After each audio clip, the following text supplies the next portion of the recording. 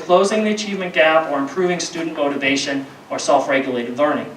Those efforts should be applauded and encouraged as they may create greater participation from students in the social practices of schooling that leads to success. They may adapt cognitive strategies that fit the types of tasks and assessments used in schools. But I want to caution us to consider where we place the locus of the problem, in the student or in the way our society chooses to do school. Advocating for equal opportunity must not only mean trying to fix perceived deficits within students who are seen as less skilled or underachieving, but must also consider the ways in which the social practice of schooling contributes to achievement gaps. Designing interventions focused on the context of schools, the curriculum, the nature of academic tasks, instructional practices, assessments, so that schooling is more aligned with the strengths and abilities that each student brings to the classroom should also be explored. So when we see psychological constructs and processes as distinct from, rather than intertwined with social practices such as doing school, our understanding may be complete. Our findings may not honor the rich complexity of experience, and our interventions may be targeted at the wrong object. So tonight I want to invite you into the discussion of whether our current conceptualization of and research on motivation and self-regulated learning privilege certain ways of thinking, learning, problem solving, and knowledge, and intersects with other forms of societal privilege. So with that, I welcome you into the discussion with the question, how can we inform our work so that equal educational opportunity becomes more of a reality? So thank you.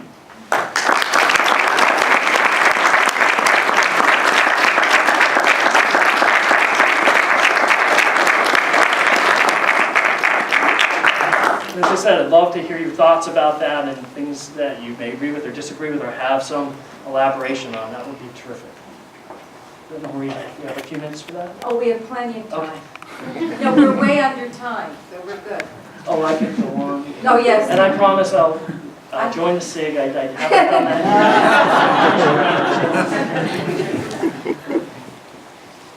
Don't be shy. Sure. Hi. Hi, this doesn't actually address your question, so I apologize in advance. But as I was listening to you speak, I was struck by the fact that 100 years ago when I was in graduate school, Harold Gilligan taught us to be aware of our lens, right? And lens is a relatively neutral term. But today, we don't use lens anymore. We talk about bias and privilege. And those are loaded terms, right? And I just realized that that has happened, and I'm really struck by that, and I wonder what you make of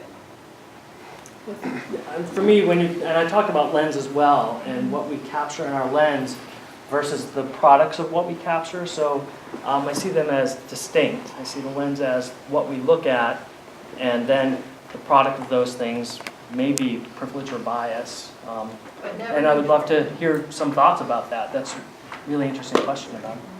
But it is loaded, and it's meant to be, because I think in some ways we've spent decades looking at psychological studies and trying to apply them, and we're still stuck in unlocking this problem of how we have gaps in educational achievement.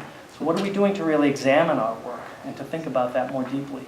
So I think if it's a little controversial, pushes it a little bit, that's okay, because there is something to that. There's something that we need to look at then. What do other folks think? So what do you think is the primary reason we have gaps in our educational achievement? So we have them, so why do you think so? I think we have to think about the question I want. So what are the societal constructs that are adding to that? When we look at poverty and bias, students with less access to rich curriculum materials, to unqualified teachers or less qualified teachers, who are pushed into early education systems that aren't training them to be ready for school. So those biases begin early, and we have to think about how the societal practices are really shaping those.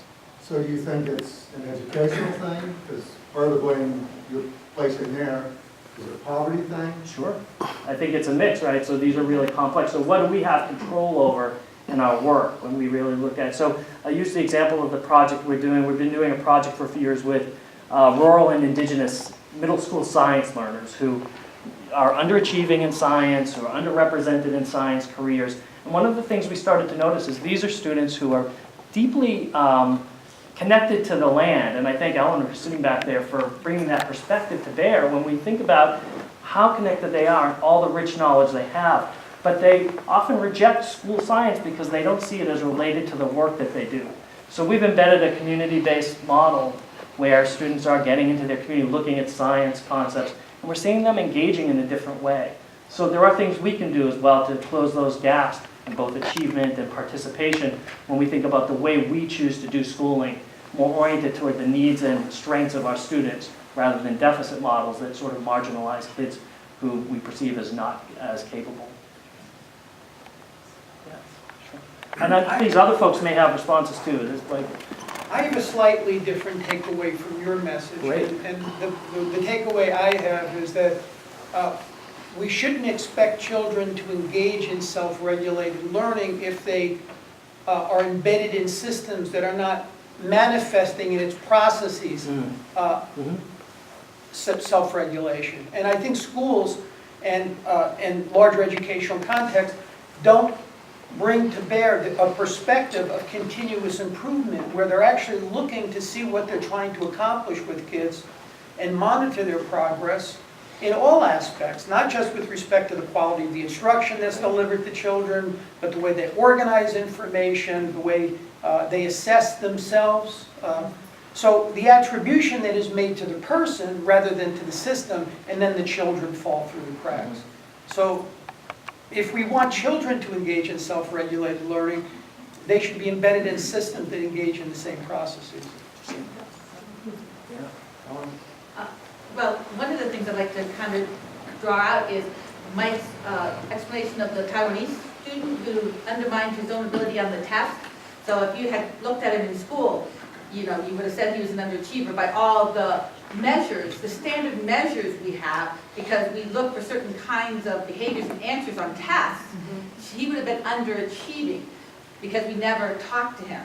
And surprisingly, the community never had, because they felt they were being very supportive to students wanting to achieve. And it wasn't until 3 years we were into this project that the mayor actually came to us and said, what can we do? And it turned out they started having community forums about how could you be successful in school and still be of that community. And so our own measures are biased because it wouldn't have captured that person. and I think sitting next to Eleanor is Julianne, and I was going to mention a study she's done as well where we try to do interventions around this work too.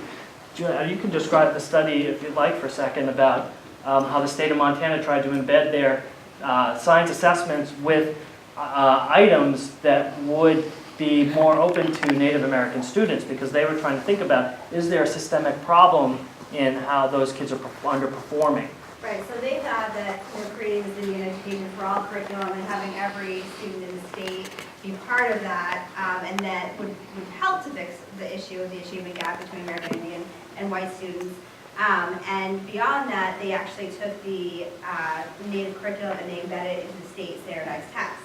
Very small numbers, and we did find that Native students did do better on those items than they did on the regular Western modern science items, but the white students were still outperforming them significantly. Even on those items? Yeah, even on those items, correct, yes.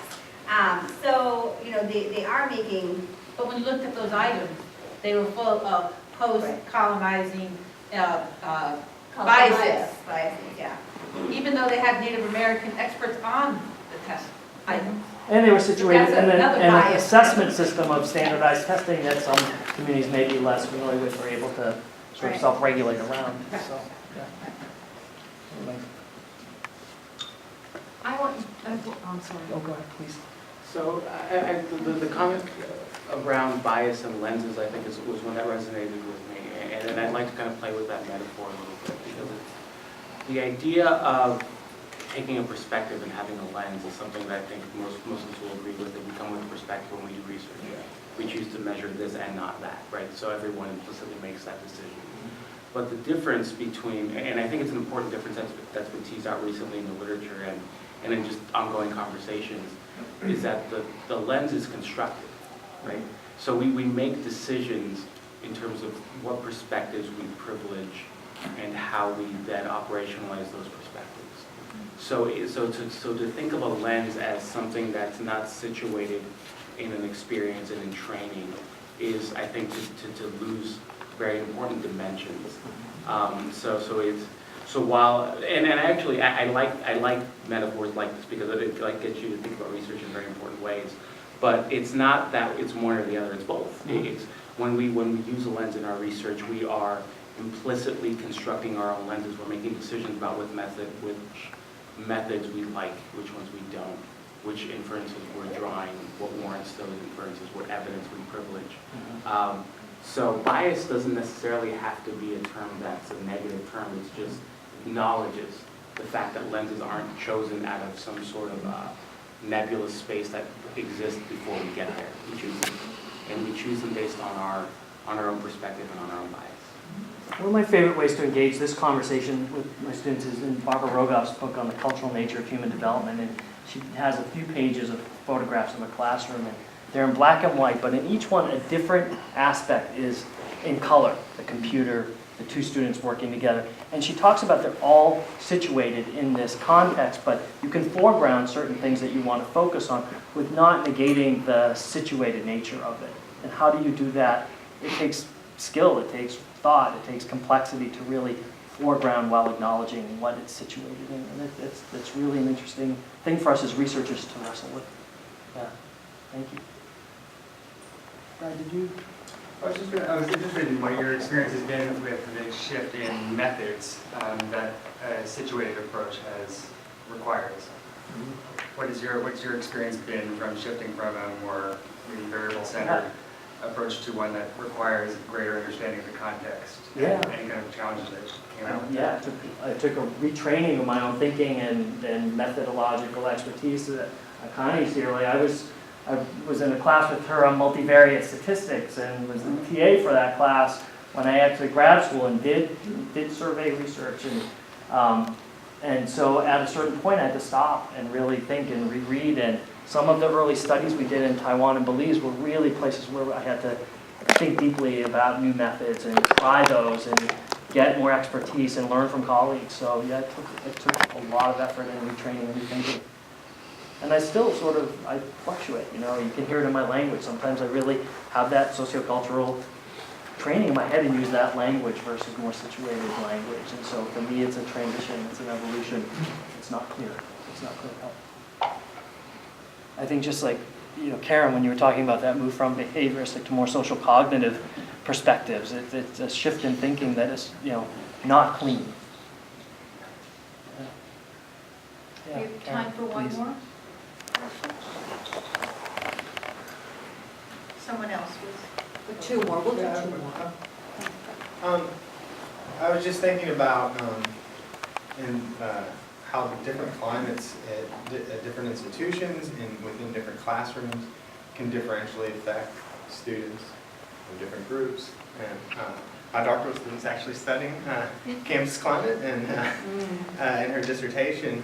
But in thinking about that, a lot of our interventions are designed to help provide students with strategies that they can use to be more adaptive and self-regulated.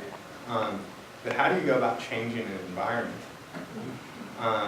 And looking around at different areas of research, when I look at research on attitude campaigns, large health programs to stop smoking, things like that, I see a lot of good work there that could perhaps be drawn from in order to think about, what approaches to use to, create a change, a shift in attitude or approaches at kind of a large aggregate level at an institution.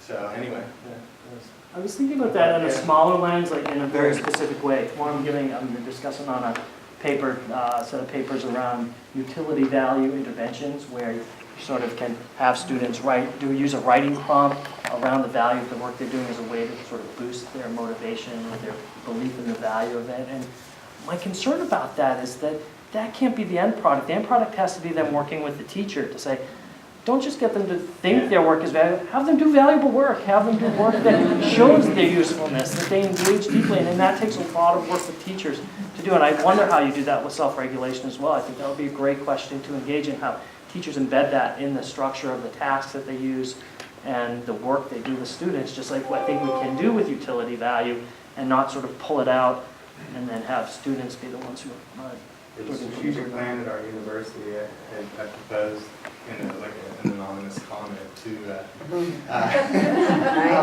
have, teams of students and faculty create art projects around campus that would center around the shared values that are for that institution, or create new values. There's a lot of good values in a mission statement that I don't know that the university really actively attempts to promote, other than maybe just some, email messages that say we have an honor code and we have shared values, but to actually actively engage in that and have primes to get you to think. Why are we here? What are we step doing? out of my research and put my dean hat on if Yeah. we wanted to have that conversation sometime, which is an important conversation too. Yeah. Karen, did you want to? It's complicated, isn't it? Yes. I was a teacher. I spent 35 years in classroom-based